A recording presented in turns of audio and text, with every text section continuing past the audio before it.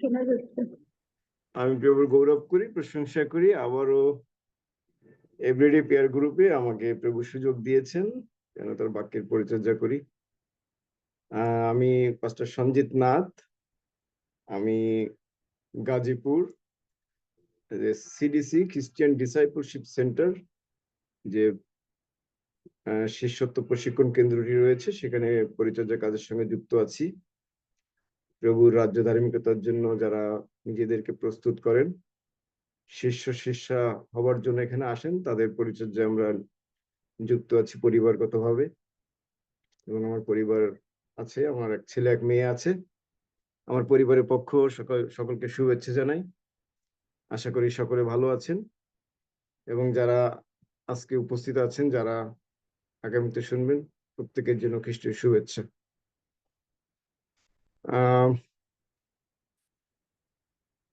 আজ বাক্যে যাব। বাক্যে আজকে যে বিষয়টি নিয়ে কথা বলবো, গত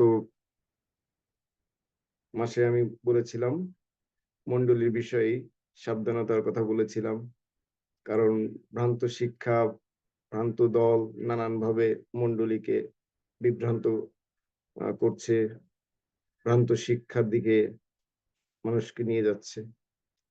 তো আজকে সে মণ্ডলীর বিষয়ে কথা বলবো, কিন্তু আজকে প্রেরিত পৌলের পত্র, সেই প্রেরিত পৌলের পত্র 1 করিন্থীয় 4 অধ্যায়ে 14 থেকে 21 পদের উপরে আমি আজকে আলোচনা করতে চাই।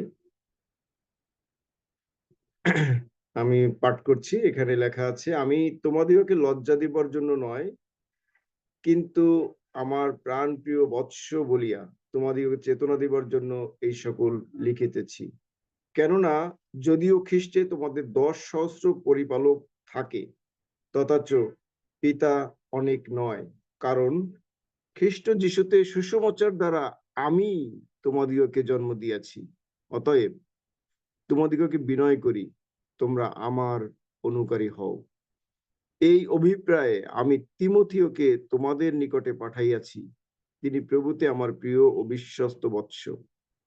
তিনি তোমাদিগকে খ্রিস্ট যিশু সম্বন্ধীয় আমার পন্থা সকল স্মরণ করাইবেন, যাহা আমি সর্বত্র সর্বমণ্ডলীতে শিক্ষা দিয়া থাকি। আমি তোমাদের নিকটে আসিব না বলিয়া কেহ কেহ গর্বিত হইয়া উঠিয়াছে, কিন্তু প্রভু যদি ইচ্ছা করেন তবে আমি অবিলম্বে তোমাদের নিকটে আসিব, এবং যাহারা গর্বিত হইয়া উঠিয়াছে তাহাদের কথা নয়, কিন্তু পরাক্রম জানিব। কেননা ঈশ্বরের রাজ্য কথায় নয়, কিন্তু পরাক্রমে। তোমাদের ইচ্ছা কি? আমি কি বেত লইয়া তোমাদের কাছে যাইব, না প্রেমে ও মৃদুতার আত্মায় যাইব? আমেন। আসেন বাক্যের জন্য প্রভুকে ধন্যবাদ দিই। পবিত্রতম পিতা, তোমার জীবনের বাক্যের জন্য তোমাকে ধন্যবাদ দিই প্রভু। যা তুমি তোমার সন্তান প্রেরিত পৌলের মধ্য দিয়ে প্রভু তুমি এই পত্র লিখেছিলে মণ্ডলীকে সংস্কার করবার জন্য, মণ্ডলীকে গেঁথে তুলবার জন্য, যা এখনো আমাদের মণ্ডলীর জন্য শক্তিশালী ভাবে কাজ করছে। এবং আজকে এভরিডে পেয়ার গ্রুপে এই বাক্যের মধ্য দিয়ে যে শিক্ষা তুমি দিতে চাও, যেন আমরা প্রত্যেকে সেটি বুঝতে পারি এবং আমাদের এই বাক্যের মধ্য দিয়ে আমার বক্তা শ্রোতা প্রত্যেকজন আশীর্বাদে শিখতে হতে পারি। তোমার গৌরব হোক যিশুর নামে, আমেন। এই করিন্থীয় মণ্ডলীর বিষয়ে আমরা যারা আজকে উপস্থিত আছি অনেকে আমরা জানি। করিন্থীয় মণ্ডলী প্রেরিত পৌল তিনি করিন্থীয় মণ্ডলী স্থাপন করেছিলেন, প্রচার করেছিলেন। কিন্তু তিনি যখন শুনতে পেলেন যে করিন্থীয় মণ্ডলীতে দলাদলি হচ্ছে এবং নানান রকম পাপাচার হচ্ছে, যেগুলো বাইরের যারা ঈশ্বরকে জানে না তাদের মধ্যে যা হচ্ছে না তার থেকেও বেশি হচ্ছে, এবং তিনি খুব ব্যথা পেলেন। এবং তিনি সেই বিষয়গুলো, বিশেষ করে এই করিন্থীয় মণ্ডলীতে যে বিশ্বাসীরা, এবং করিন্থীয় শহরটা খুব জাঁকজমক একটি শহর ছিল, এবং আমরা জানি যে এটা এখানে ব্যবসা-বাণিজ্যের খুব একটা প্রসার লাভ করেছিল এবং এখানের মানুষ অনেক ধনী ছিল এবং তাদের এখানে গ্রিকদের বসবাস ছিল, ইহুদিদের বসবাস ছিল। কারণ পূর্ব-পশ্চিমে রোম এবং অ্যা গ্রিস গ্রিকের যে সংযোগ রাস্তা ছিল এবং এখানের মানুষগুলো বেশি তর্ক করত। এরা খুব সহসায় সবকিছু গ্রহণ করত না। তর্ক-বিতর্ক করত এবং এইজন্য আমরা ১ম দিকে যদি দেখি তাদের ভেতরে নানান রকম তর্ক ছিল। এজন্য ফেরিদ-পৌল যখন তিনি শুরু করেছিলেন এবং জ্ঞানের বিষয়ে তিনি শুরু করেছিলেন এবং তিনি ধাপে, ধাপে তিনি এগিয়েছেন। আর এখানে এসে অ্যা তিনি যে কথাটি বলেছেন, আজকে এখান থেকে ৩ টি বিষয় আমরা আলোচনা করব। কারণ অনেক বিষয় এখানে রয়েছে। প্রত্যেকটি পদ খুব গুরুত্বপূর্ণ। কিন্তু আজকে প্রচারের আঙ্গিকে আমরা যে বিষয়টি দেখতে চাই, সেটা আমি আজকে আলোচনা করতে চাই। যখন এই পর্যায়ে মণ্ডলী যাচ্ছে, তখন তিনি তাদেরকে অ্যা অনেকটা আ এটা বলা যাচ্ছে তাদেরকে তিনি তিরস্কার করছেন কিন্তু প্রেমের সহিত গেঁথে তুলবার মানসিকতায় এবং বলছে আমার বৎস এইভাবে তিনি নিজেকে পিতৃতুল্য অবস্থানে নিয়ে নিজে তার মণ্ডলীর বিশ্বাসীদেরকে সন্তান তুল্য মনে করে তিনি তাদেরকে সম্ভাষণ করছেন এবং তাদেরকে উৎসাহিত করছেন এবং এখানে বলা আছে যদি তোমাদের খ্রিস্টে তোমাদের ১০ সহস্র পরিপালক থাকে তথাচ পিতা অনেক নয়। এবং এই কথা বলার পরে কারণ খ্রিস্ট যিশুতে সুসমাচার দ্বারা আমি তোমাদেরকে জন্ম দিয়েছি। একটা অধিকার বিষয় এখানে রয়েছে। কিন্তু যে বিষয়টি তিনি বলেছেন যে এই কথা বলার পরে ১৬ পদে বলছে, "অতএব তোমাদেরকে বিনয় করি, তোমরা আমার অনুকারী হও।" আমরা এখানে পেরিতপুরের যে আদর্শটা দেখি এখানে, আমরা সাধারণত মণ্ডলীতে আমরা যখন কথা বলি বা কোথাও আমরা শিক্ষা দেই, তখন আমাদের এটা করা উচিত, এটা করতে হবে, ওটা করতে হবে না। এভাবে আমরা নানান বিষয়ে বলি। কিন্তু আমরা খুব কম সংখ্যক লোক আমরা এভাবে বা খুবই কম সংখ্যক যদি দেখা যায় যে নিজেকে দেখিয়ে যে আমার মতো আমাকে অনুসরণ করো এইরকম আদর্শ খুব কম দেখা যায় কিন্তু প্রেরিত পৌল করিন্থীয় মণ্ডলীতে তিনি এর আগে যদি আমরা দেখি আহ ৬ পদে ৪ অধ্যায় ৬ পদে যদি দেখি সেখানে তিনি বলছেন হে ভাতৃগণ আমি আপনার ও আপল্লর উদাহরণ দিয়ে তোমাদের নিমিত্তে এই সকল কথা কহিলাম তিনি এখানেও তিনি শুরু করেছেন নিজেকে তিনি নিজের উদাহরণ দিয়ে তিনি কথা বলেছেন তিনি অন্য কাউকে না মণ্ডলীর ভিতরে বিবাদ সৃষ্টি হয়েছে সুতরাং অন্য কাউকে না তিনি নিজেকে কারণ তিনি এটা শিখেছেন এই আদর্শ তিনি খ্রিস্টের কাছ থেকে শিখেছেন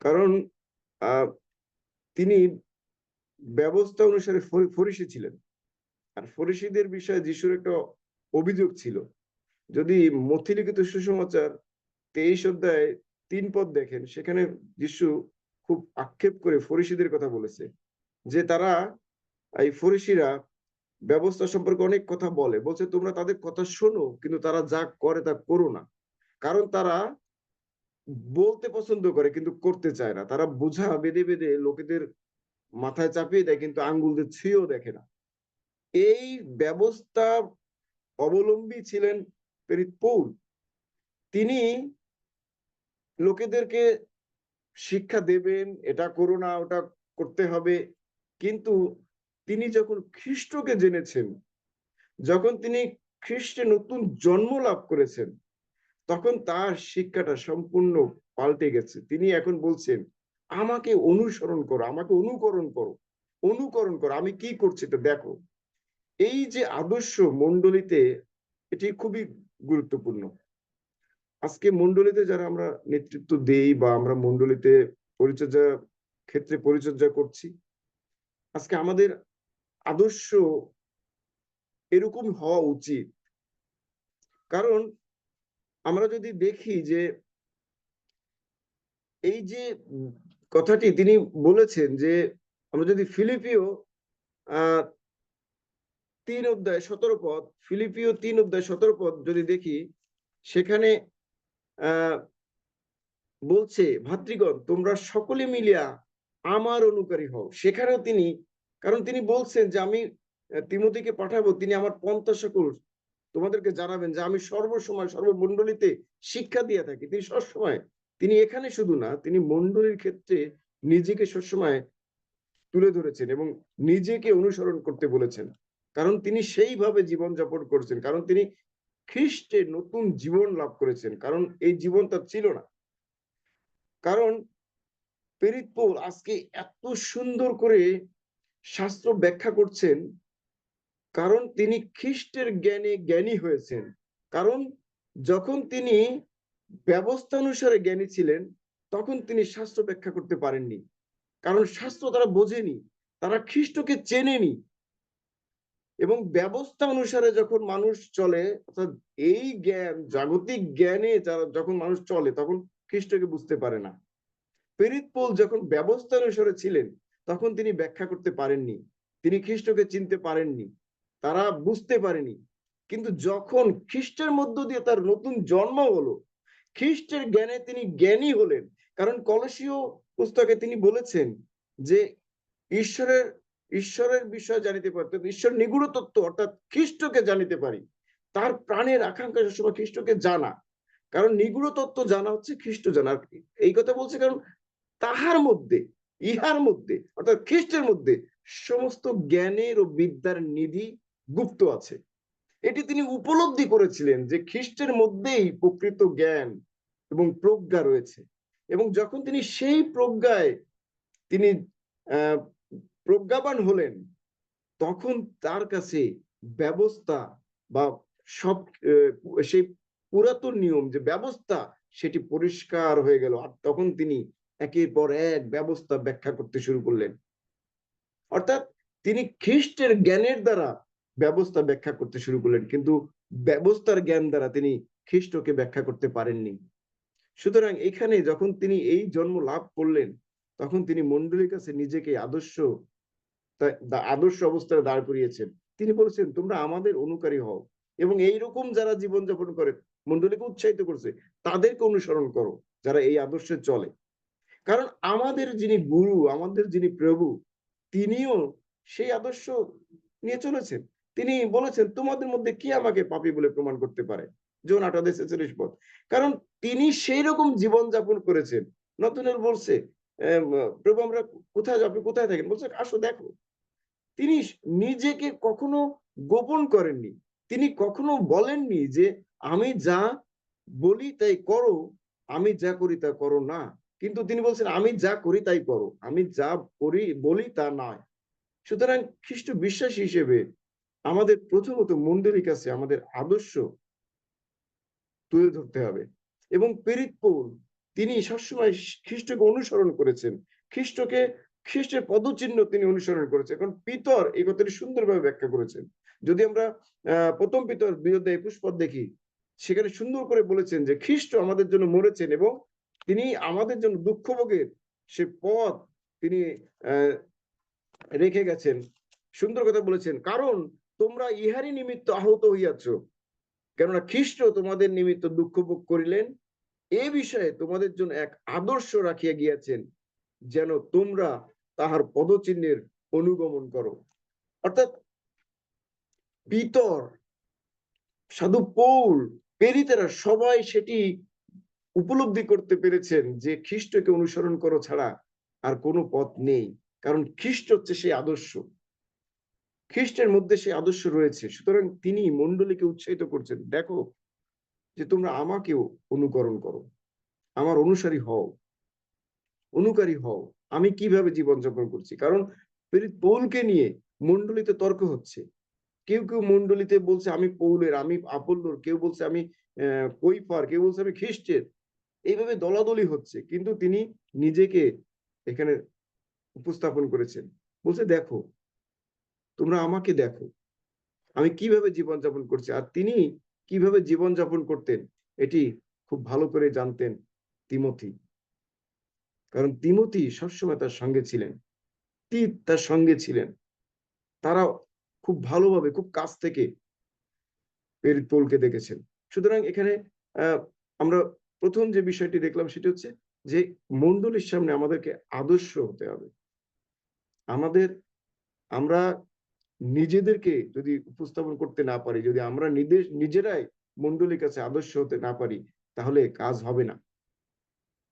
সুতরাং আমাদেরকে এখানে মণ্ডলীর কাছে প্রেরিত পৌল যেভাবে উৎসাহিত করেছেন, আমরা আমাদের মণ্ডলীর কাছে নিজেদেরকে সেই আদর্শের জায়গায় উপস্থিত করতে আমরা করব এবং আমাদের করা উচিত এবং আমাদের করতে হবে। না হলে মণ্ডলীকে আমরা রক্ষা করতে পারবো না। মণ্ডলী আর এইরকম অবস্থায় চলে যাবে। তখন আমাদের কথা কেউ শুনবে না। প্রেরিত পৌল তিনি সেই বিষয়ে খুব লক্ষ্য রেখেছিলেন এবং চেষ্টা করেছেন লোকেদেরকে উৎসাহিত করতে এবং মণ্ডলীকে রক্ষা করতে। তারপরে তিনি বলেছেন যে আমার প্রিয় বৎস আমি তিমোথীকে পাঠাচ্ছি, তিনি তোমাদেরকে স্মরণ করাইয়া দিবেন। কি স্মরণ করাইয়া দিবেন? বলছে আমার পন্থা সকল স্মরণ করাইয়া দিবেন, যাহা আমি সর্বত্র সর্বমণ্ডলীতে শিক্ষা দিয়া থাকি। প্রেরিত পৌল তিমোথীকে পাঠাচ্ছেন, তিমোথী স্মরণ করাইয়া দিবেন, কারণ তিমোথীর পরে সেই আস্থা, সেই নির্ভরতা ছিল।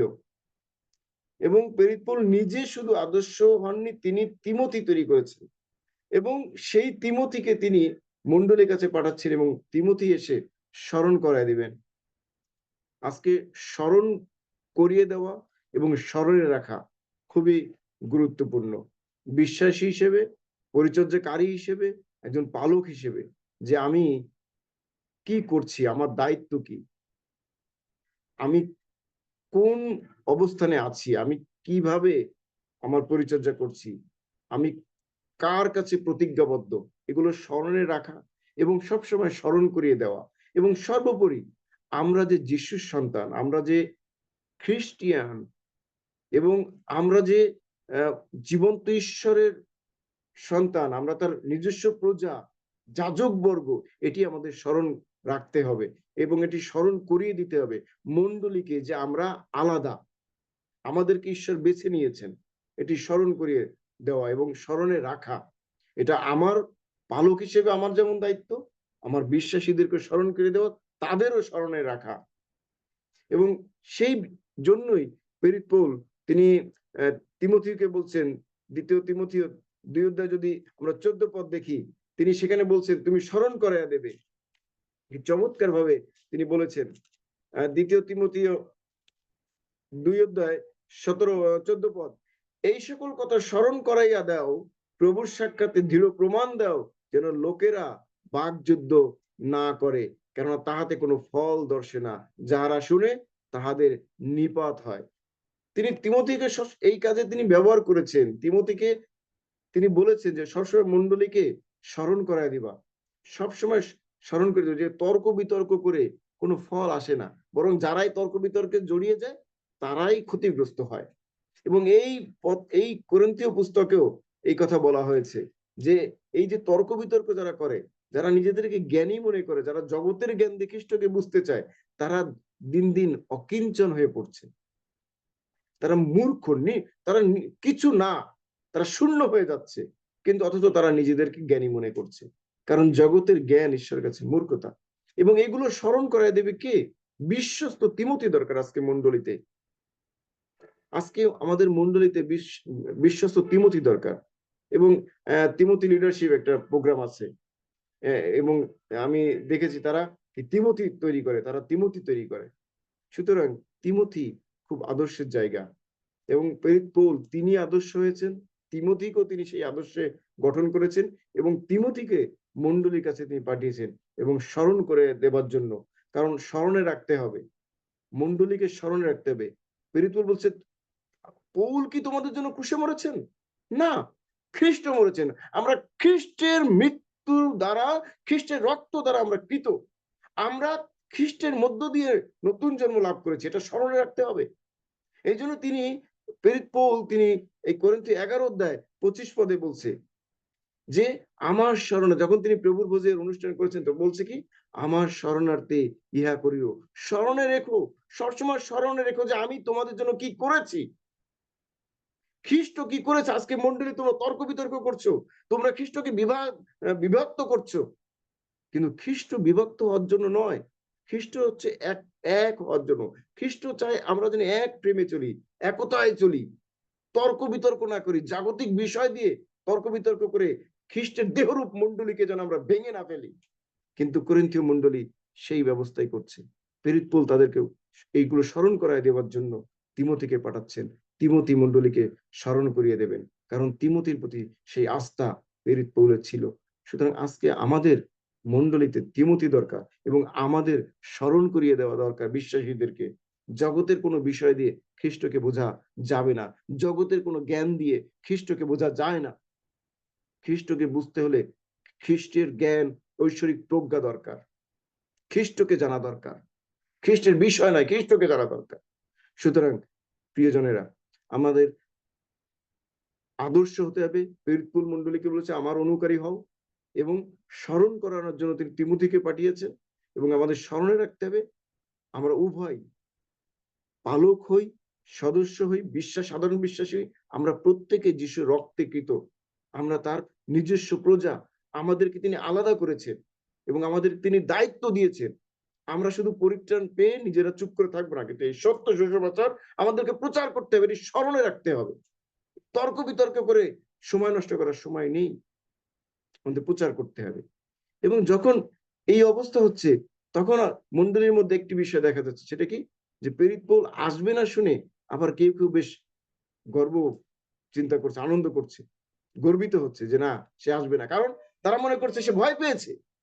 তাদের চিন্তা ছিল প্রেরিত পৌল আসবে না, কারণ তার ভিতরে দুর্বলতা আছে, সে ভয় পাচ্ছে। কিন্তু যখন তিনি শুনলেন, তখন তিনি বলছেন যে প্রভু যদি ইচ্ছা করে তবে আমি অবিলম্বে তোমাদের নিকটে আসিব, এবং যাহারা গর্বিত হইয়াছে উঠিয়াছে তাহাদের কথা নয়, পরাক্রম জানিব।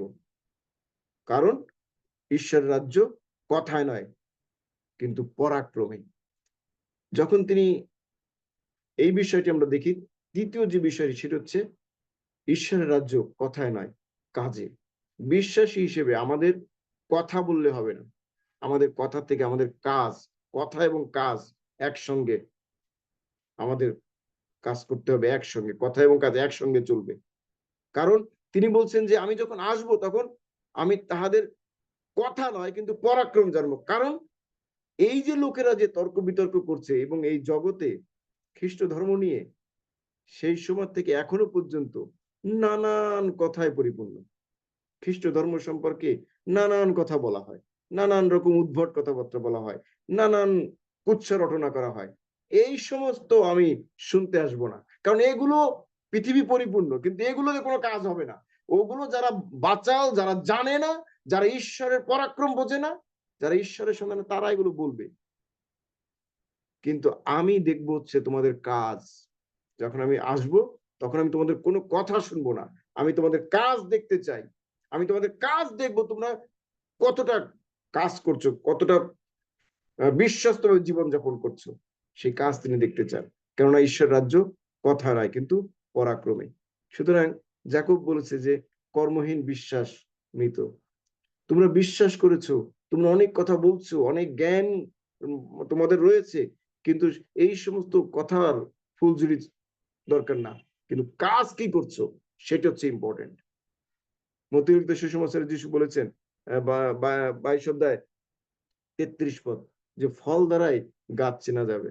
সুতরাং আমরা কথা দিয়ে নিজেদেরকে পণ্ডিত জাহির করলে হবে না, কথা দিয়ে আমি ঈশ্বরের সন্তান বললে হবে না, কিন্তু ঈশ্বরের সন্তান হিসেবে আমাদের কাজ হবে কি, সেটি হচ্ছে ইম্পর্টেন্ট।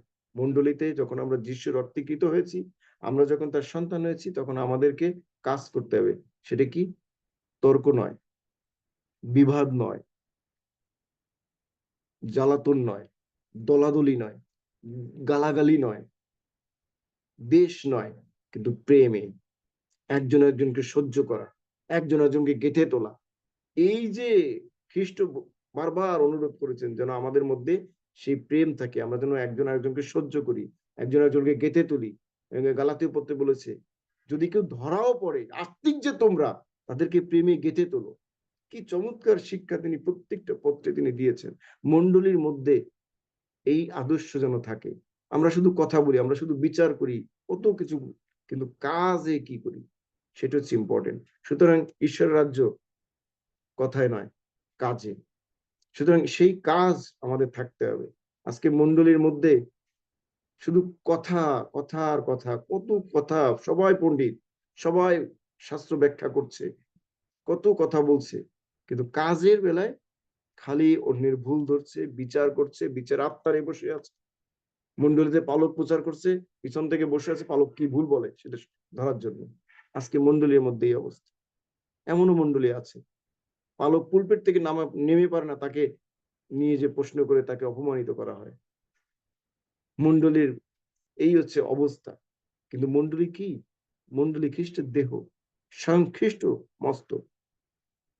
এটি মনে রাখতে হবে। সুতরাং আমাদের আমাদের আদর্শ হতে হবে মন্ডলীর কাছে, আমাদের স্মরণ করিয়ে দিতে হবে, স্মরণে রাখতে হবে, এবং আমাদের কাজ করতে হবে।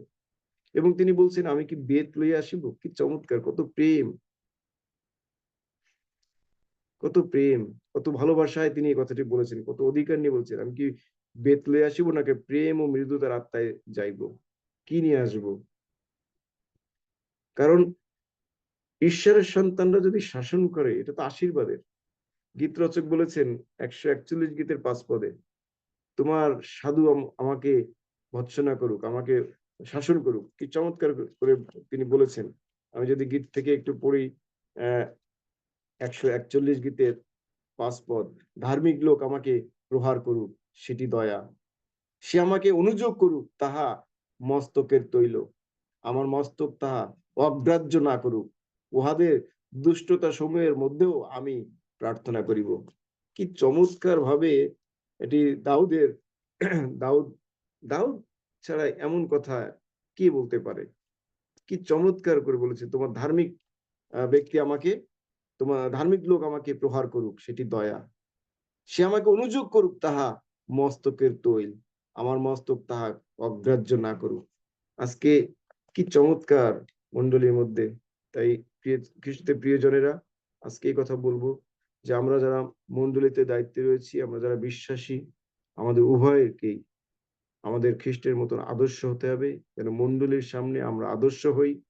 এবং আমরা যেন আহ, অমুককে অনুসরণ করো, তমুক করো না, নিজেদেরকে যেন আমরা প্রেরিত পৌলের মতন যে আদর্শের জায়গায় আমরা দাঁড়াতে পারি। এবং আমরা আমাদেরকে স্মরণ রাখতে হবে, উভয়কে স্মরণে রাখতে হবে যে আমাদের জন্য খ্রিস্ট কি করেছেন। এবং প্রেরিত পৌল তার সবসময় একটি চিন্তা, যে আর যাই করুক, একটি চিন্তা তার সবসময় তার ভিতরে থাকতো, সেটা হচ্ছে মণ্ডলীর চিন্তা। সুতরাং এটি স্মরণে রাখতে হবে যে খ্রিস্ট আমাদের জন্য কি করেছেন।